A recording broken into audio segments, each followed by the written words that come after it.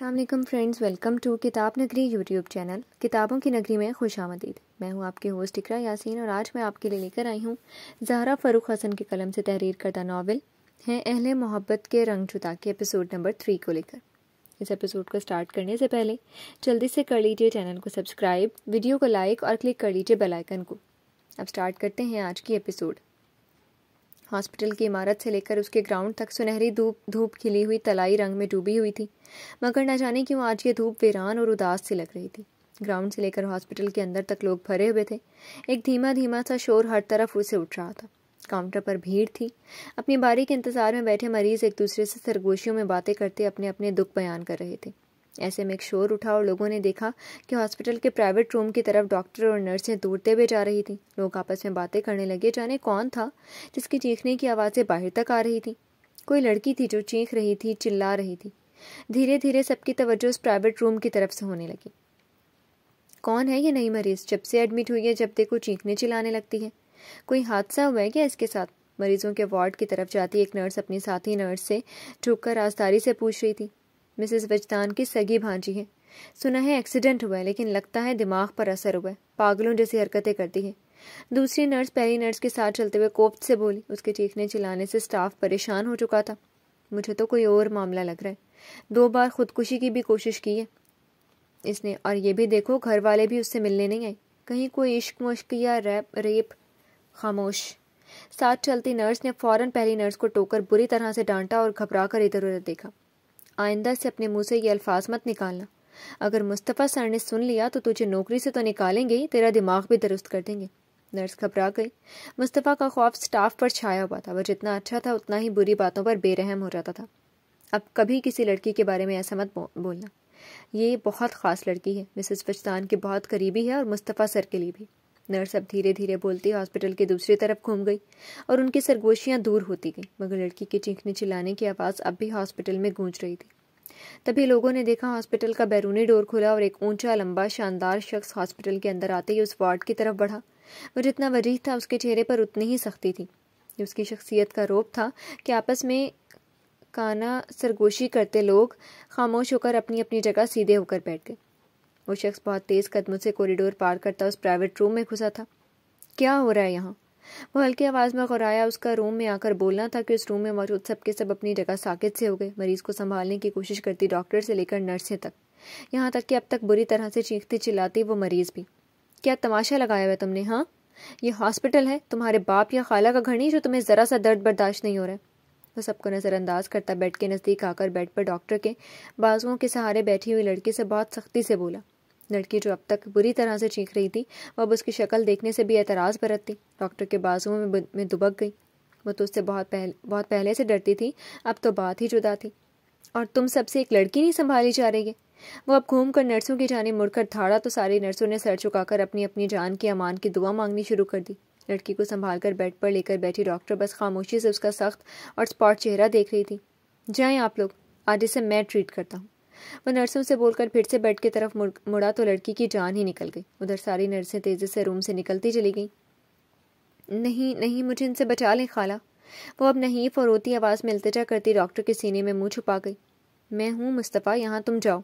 Doctor نے غصے سے لڑکی کو گھورتے ہوئے مصطفیٰ سے ریکویسٹ کی، آنکھوں ہی آنکھوں میں سمجھانا چاہا۔ شانی، اب اپنی بھانجی کو اچھے سے سمجھا دیں کہ مصطفیٰ کا علاج کرنے کا ڈھنگ کچھ اور ہی ہے۔ آئندہ سے اس نے چلا چلا کر ہنگامہ مچایا یا خودکشی کرنے کی دوبارہ کوشش کی تو میں اس کے دماغ کا بھی علاج کر دوں گا۔ وہ ایک لفظ سختی سے ادا کرتا شانی کے سینے میں منہ چھپا کر بیٹھی لڑکی کو بہت کچھ سمجھا گیا۔ مصطفیٰ، میں سمجھا دوں گی، پلیز تم غصہ مت ہو۔ شانی پریشان سی بھانجی کو سنبھالتی اس سے نرمی سے بول رہی تھی۔ یہ بات اب اپنی بھانجی سے کہیں کہ وہ مجھے غصہ مت دلائے ورنہ۔ وہ چند پل رکا اور پھر بڑے ٹھنڈے انداز سے بولا تھا، اسے سمجھا دیں آج شام اس کا اور میرا نکاح ہے، اور اس نے اس وقت کسی بھی ہنگامے کی کوشش بھی کی نا تو مصطفیٰ بھول جائے گا کہ یہ آپ کی بھانجی ہے۔ وہ سرد آنکھوں سے اس لڑکی کو گھورتا وارڈ سے نکل گیا۔ ادھر وہ اپنی خالہ کا منہ صدمے سے دیکھ رہی تھی۔ ابھی جو مصطفیٰ کہہ گیا تھا اس کے لیے ناقابل یقین تھا۔ یہ مصطفیٰ کا فیصلہ ہے نا، اور تم جانتی ہو وہ اپنے کسی بھی فیصلے سے پیچھے نہیں ہٹتا۔ تمہیں یہاں لانے سے پہلے وہ فیصلہ کر چکا تھا۔ شانی اس کی پھٹی پھٹی آنکھوں میں دیکھتے ہوئے سنجیدگی سے بول رہی تھی، خالہ آپ، وہ کچھ کہنے کی قابل ہی نہیں رہی تھی۔ انم، یہ تمہاری خالہ کی بھی خواہش ہے، بس ایک بار اس خواہش کو مان لو پھر تمہاری خالہ تم سے کچھ نہیں مانگیں گی۔ وہ اس کے آگے ہاتھ جوڑ گئی۔ اس کی آنکھوں میں نمی جھلکی تھی اور انم کی آنکھوں سے دریا بہہ نکلا۔ وہ وہیں تکیے میں منہ چھپا کر رونا شروع ہوئی کہ ان کا دل کٹ گیا۔ انم، مصطفیٰ پر بھروسہ کر کے دیکھو میری بچی، جیسے کبھی کچھ سالوں پہلے شایان نے غازی پر کیا تھا۔ دیکھنا تم بھی شایان کی طرح مایوس نہیں ہوگی۔ ایک دن تم بھی سر اٹھا کر اس دنیا میں جیو گی میری بچی۔ بس ایک بار مصطفیٰ پر بھروسہ کر کے دیکھو میری خاطر۔ وہ اس کے سر کو سہلاتی بڑے پیار سے اسے سمجھا رہی تھی اور انم کے رونے میں اور بھی تیزی آتی جا رہی تھی۔ وہ دھیرے دھیرے اس کا سر تھپک کر اسے دلاسا دے رہی تھی۔ رات کے اس وقت موت کی طرح پھیلے سناٹے میں ہر طرف خاموشی ہی خاموشی چھائی ہوئی تھی۔ بس کبھی کبھی کچھ دوری پر موجود کھیتوں کے پاس کسی کتے یا کسی اور جانور کے بولنے کی آواز گونجتی اور ماحول کو اور بھی ڈراؤنا بنا دیتی۔ آسمان میں روشنی بکھیرتا چاند ابھی ادھورا ہی تھا، اس لیے نیم تاریکی میں وہ بڑھتا ہوا ہیولا اور بھی خوفناک لگ رہا تھا۔ رات کا یہ وقت، سردی کا موسم، ایسے میں کوئی نکلنے کی ہمت بھی نہ کرے، اور وہ ہر خطرے سے بے نیاز سرد ہواؤں سے بھی لڑتا آہستہ آہستہ چلتا اپنے مقصد کی طرف بڑھتا جا رہا تھا۔ اپنی کار اس نے بہت پہلے سے ہی روڈ کے اس پار چھوڑ دی تھی۔ اپنے مقصد تک پہنچنے کے لیے وہ پیدل ہی ہر خوف سے بے نیاز سکون سے بڑھ رہا تھا۔ وہ شخص سر سے پیر تک کالے لباس میں ملبوس تھا، کالی پینٹ، کالی جیکٹ اور کالے ہی شوز۔ اس کی بھوری آنکھیں کسی بھی جذبات سے بالکل خالی تھیں، ان میں ذہانت اور قوی ارادے کی چمک تھی۔ بھوری آنکھیں جتنی خوبصورت تھیں اس وقت اتنی ہی خطرناک محسوس ہو رہی تھیں۔ ان آنکھوں میں اپنے شکار کے لیے بھیڑیوں سے چمک ابھر آتی تھی، اس لیے اسے کچھ لوگ ولف کے نام سے بھی جانتے تھے۔ کچھ ہی منٹوں میں وہ اپنی منزل تک پہنچ چکا تھا۔ چاروں طرف خاردار جھاڑیاں پھیلی ہوئی تھیں، ایسا لگ رہا تھا یہاں ان خاردار جھاڑیوں کے علاوہ اور کچھ بھی نہیں ہے۔ اس شخص نے دستانے پہنے ہوئے تھے، ہاتھوں سے جھاڑیوں کو ایک طرف ہٹایا۔ اس نے جھاڑیوں کو ایک طرف ہٹا کر ایک بٹن دبایا تھا۔ دوسرے لمحے زمین اپنی جگہ سے کھسکنا شروع ہو چکی تھی۔ اب وہاں ایک ایسا چکور سا اندرونی راستہ دکھائی دیتا نظر آ رہا تھا جو ایک سرنگ جیسا لگ رہا تھا۔ وہ اس راستے میں اندر کی جانب بڑھ چکا تھا۔ اندر آتے ہی ایک بار پھر اس نے وہاں لگے بورڈ میں اپنے بائیں ہاتھ سے گلوز اتار کر اپنا پورا پنچا لگایا۔ کچھ ہی سیکنڈ میں وہ راستہ پھر سے اسی طرح بند ہو گیا جیسے کچھ دیر قبل جھاڑیوں سے ڈھکا تھا۔ اب ادھر کوئی شخص یا کوئی جانور بھولے بھٹکے آ بھی جاتا تو اسے خاردار جھاڑیوں کے علاوہ کچھ بھی نہیں ملتا۔ ولف، باس تمہارا بہت دیر سے ویٹ کر رہے ہیں۔ وہ سرنگ سے گزرتا ہوا آگے بڑھ ہی رہا تھا کہ ایک طرف کا ڈور کھول کر اس کا جونیئر اسے باس کی موجودگی کے بارے میں بتانے لگا۔ وہ یہاں کیا کر رہی ہیں؟ آج تو ان کی بیٹے کی شادی تھی۔ اپنے چہرے سے ماسک اتارتے ہوئے وہ لاپرواہی سے بولا تو اس کا جونیئر منہ کھولے اس کی بے نیازی دیکھنے لگا۔ اس کے چہرے سے کہیں سے بھی کوئی ملال یا کوئی بے چینی نہیں جھلک رہی تھی۔ آج اس کے لیے کتنا اہم دن تھا اور وہ اپنے شکار کے لیے ادھر ادھر بھٹک رہا تھا۔ منہ بند کر لو اپنا، ہیروئن لگ رہے ہو پوری۔ اپنے جونیئر کی ٹھوڑی کے نیچے اپنی شہادت کی انگلی رکھ کر اس نے اس کا کھلا منہ بند کیا۔ وہ جھیم کر منہ بند کرتا شرافت سے کنارے ہٹ گیا۔ اپنے اس سینئر سے وہ اچھا خاصا ڈرتا تھا۔ ولف آرام سے گم چباتا آگے بڑھ کر شیشے کا دروازہ کھولتا باس کے آفس میں چلا آیا۔ یہ ایک بہت بڑا اور ہر آسائش سے سجا آفس روم تھا۔ السلام علیکم، آپ یہاں اور اس وقت؟ وہ بڑے سکون سے گم چباتا ان کے سامنے چیئر کھینچ کر بیٹھ گیا۔ سامنے باس کو دیکھ کر ہلکی سی مسکراہٹ بھی اچھالی۔ یہی میرا خیال بھی تھا کہ تم بھی کم سے کم آج یہاں وہاں مجھے پھرتے ہوئے نہیں ملو گے، شادی میں شریک رہو گے۔ وہ بہت ہی غصے اور جھنجھلاہٹ سے اس کے وجیح چہرے پر نگاہیں ٹکائی تھیں۔ ولف نے اپنی باس کو دیکھا۔ درمیانی عمر کی وہ ایک خوبصورت لیڈی تھی۔ ان کے چہرے پر ایک الگ ہی طرح کا نور ہمیشہ اسے اپنی جانب کھینچتا تھا۔ وہ ان سے بہت محبت کرتا تھا، بلکہ محبت کے ساتھ ساتھ وہ اس دنیا میں اس کے لیے دوسری قابل احترام ہستی تھی۔